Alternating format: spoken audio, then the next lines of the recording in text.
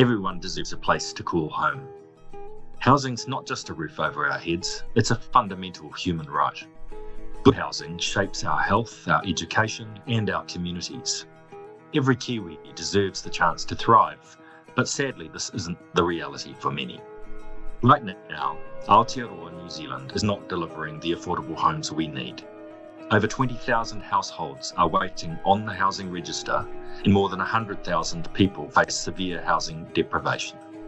Home ownership has been steadily declining since 1991.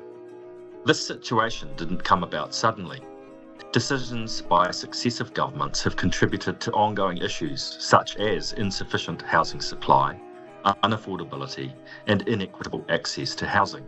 The Waitangi Tribunal has recognised significant treaty breaches which have resulted in ongoing disparities and barriers for Māori.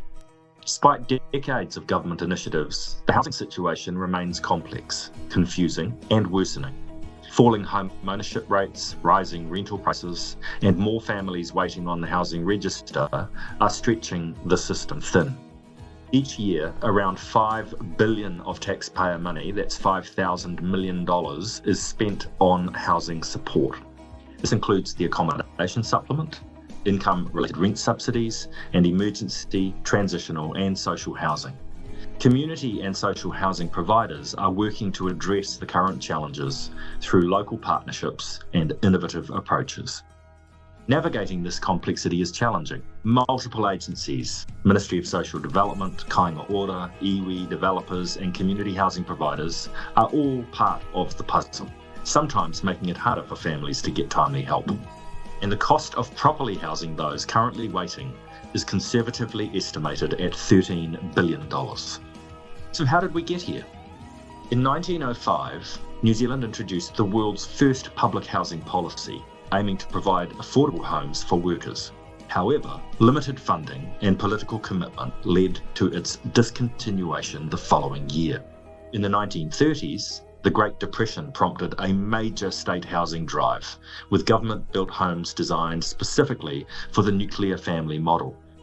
These homes were often poorly suited to diverse family structures or cultural needs, and their insulation and ventilation were based on the assumption of a full-time homemaker in each house. Governments supported home ownership through mortgage subsidies. From the 1950s to the 1970s, government policies encouraged Māori and later Pacific peoples to move into Aotearoa's urban centres to meet labour shortages.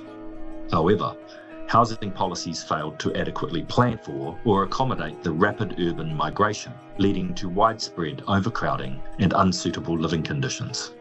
From 1984 to the early 1990s, sweeping market-driven reforms saw the end of the government mortgage subsidies and many state homes were sold off, frequently below market value. There was an end to the government's commitment to universal housing, and the availability of affordable public housing was significantly reduced. In 1993, the government introduced the accommodation supplement, intended to help low-income households with private rents. But landlords responded by raising rents, effectively absorbing the subsidy. In the early 2000s, community housing providers, or CHIPs, began emerging as key players, delivering innovative community-focused housing solutions. These organisations offer affordable homes and essential support services, becoming vital in addressing gaps left by shrinking state involvement.